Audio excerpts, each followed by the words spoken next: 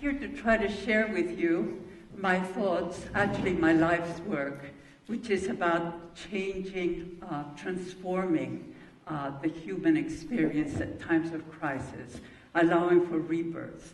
And it's quite clear to all of us, as has been said many times by now through newspapers and here and in every way, is that we are at a time of crisis, and that our species could easily end, as a matter of fact. It would be a shame if there were just beautiful golden roaches and beautiful blue lizards like the sky up there and nobody to see them.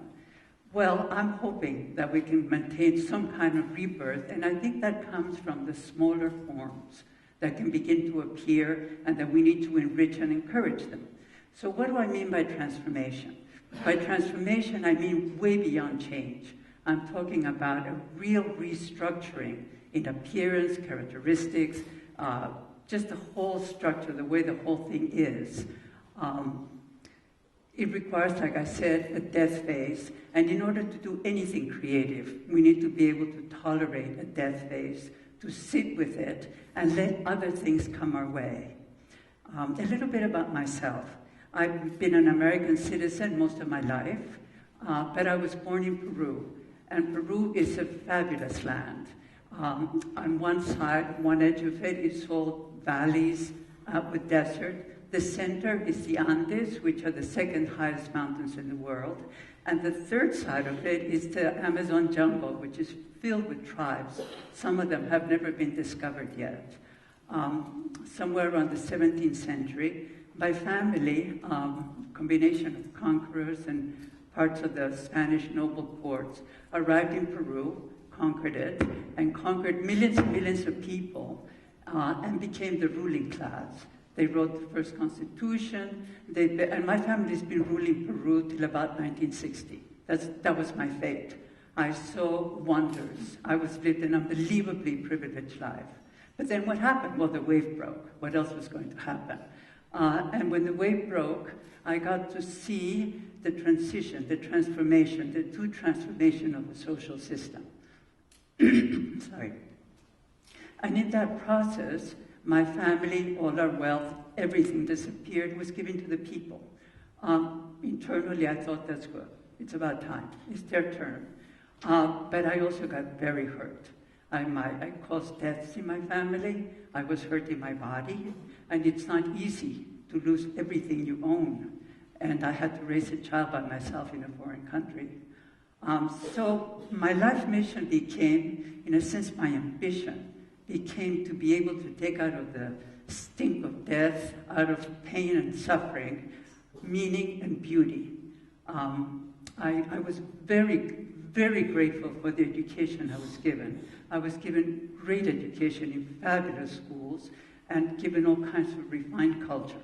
So that allowed me to survive. I could use that, and sort of having nothing, I of course kept using universities as my homes, the best universities. Everything had to be the best. So I became a psychoanalyst, a Jungian analyst, and I work with individuals, groups, anybody who will listen to me, couples, political organizations. I go all over the place. And my style of work is to get people out of that place where they think they know everything, and sort of get them to stand back and really take a look at life from a very different perspective. Now that sounds very easy, but it's not. It's enormously hard. And my ecstasy at work, I have many ecstasies, but my ecstasy at work is when somebody just suddenly gets it. I've been in my little wheel, seeing things this way, and suddenly, because I'm using a dream, or I'm using a vision, or I'm using an animal talking to me, whatever, it does art, music, they get it. I don't have to be programmed this way. So I think I'm going to offer you an example of how my thinking goes.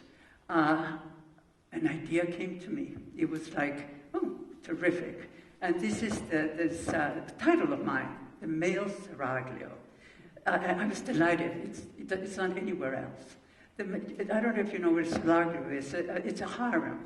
The old Turkish sultans used to have women in these secluded places, usually eunuchs would be protecting and serving them, and they would be the women for their sexual favors, and also a place to train the queens and the daughters and so on for the queenly jobs they would do.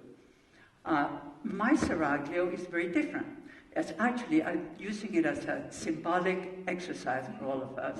Male Seraglio consists of these two women, and I imagine them as middle-aged or older, because there's enough experience and wisdom by then, but it doesn't matter. And I see two women working together to create a system which fosters more and more and more creativity. So their plan is to interview men and have the men consensually decide to have a sexual relationship with them. And I include sex because, well, sex is wonderful. And it gives life. It's also the reason why so many passions are used for very destructive reasons. But it's there. Sex and power is part of what we have as our tool to create more things. So they would interview these men, and these men would be given, let's say in an island, since they would have to have the resources for this, to be able to fulfill whatever creativity they want. So they could be composers, would be able to compose and hear their own music, which, by the way, is very hard for composers to get their music played. For people in sports to go beyond win-lose, scientists, whatever. Each of these men, and I imagine 8 or 12, would be able to fulfill all of this. Now, if I think about this, why two women, you know? First of all, we've already all been discussing that women have been the most abused and still are probably the most abused other than children. And the thought of two women in leadership is kind of mind-blowing. I don't think our species is ready for that. What I've seen is that there are many women now beginning to rise into power and take real positions of authority, and it's very exciting. But they're hamstrung by a system that's been going on for centuries that is the masculine system. And fine, but I think the feminine needs to open it and find new ways of leading. So the thought of women in leadership was really interesting to me. The other thought is two people with equal power. How can you imagine a world where we would elect two people and we would be ruled by two people who would be able to talk to each other and sort of share equal power and have very different projections than a parent-child, which is usually what we have. We have one boss or somebody under them or just a boss, and then we begin to see them in the idolized and hated ways that we see parents. We're very scared. But imagine the sibling relationships that could happen. And I think that's beginning to appear in the world now. Like the occupation groups that be going on in America have a quality like that. They're leaderless, they're more sibling-oriented. So something may be moving. The other thing that came to me was a group. Groups are, the minute you get people in a group, you get drama. And it can be very violent drama. You get scapegoating, as Arthur Coleman, my partner, I think some of you know this, is seminal in thinking about scapegoating, and we've done an enormous amount of work with it. So we know that people will be scapegoated in a group. We know that the minute you get into a group, competition begins, win, lose. Imagine a group where all these men have to be cohabiting. Are they going to scapegoat the women that lead them? What's going to happen? So I thought, well, I know about groups. I've been doing groups and teaching about groups forever. But the groups that have really made a difference for me have been the groups where I sing. I go to choruses. I am in a chorus of about 200 people. And we meet every week, or even more often. Every 4 months, we perform some unbelievably wonderful piece or two by Beethoven, Mozart, something really super. We're all totally committed to this. We cohabit this world together. We don't fight, we don't skirmish, we don't do anything. We just love what we're doing. So clearly to me, if you have something that is creative and bigger than you, you just forget all the really awful things that we do to each other in groups. So let's say that you think of the human species. Who are we? You know, what I see is that we're one of the most very conflicted. We're herbivores, victims. We're carnivores, predators. That's a huge conflict. It's just part of us. We're individuals and we're groups, but actually we're always interconnected because even at the nano level, we're undifferentiated. But we live with this sense of I. So I am so special, you know, and I know things. Well, okay, so that's another big conflict. We're very loving of our independence and autonomy, and yet we're incredibly dependent. I mean, what people will do to be part and stay within a group and feel safe in it is hideous. How many young girls have had their genitals mutilated by mothers? You know, it isn't even the men doing it, it's their own mothers. And that's because they need to feel they belong to that society. It makes sense if you're really out in the bush and if they throw you out, you're going to be eaten by the lions. Okay. But they're doing it in places where that's not so.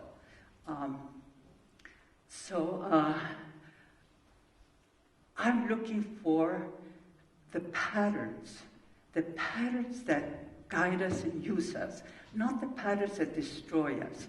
Fear is totally anti-creativity. We're going through a phase of huge fear. So if you have a species that is so frightened, we do lots of destructive things, very violent things. That's a pattern, okay? So there are these patterns, but we also make things. We make chairs, we make tables, we create. To create is really hard, but we knack people. We just do things. We actually, that's part of our problem. We can't stop ourselves. So I want to enrich and foster all the patterns that help in the social structures of the world for people to enter them. I mean, everybody can sing. People say, oh, I can't do this, I can't sing. That's not true. You just have to find a good teacher, learn how to relax, get forward, and sing. And somebody will help to get your voice out. And when you sing, you get joyous, you get healthy. It's a wonderful thing. Like that, there are many structures that we can build, and we can keep building. So all of us we don't all have to be Picasso or Mozart, but we can step sideways into all of these other structures, and they counteract the capacity to destroy, which is really stupid. So I thought I would bring you my Male Seraglio, and I don't think it's going to be happening very soon. I would love for it to happen, and it could be men and women. It doesn't just have to be women. But it's not coercive, it's free, and I wanted to keep procreating and procreating more and more creativity for all of us. Thank you.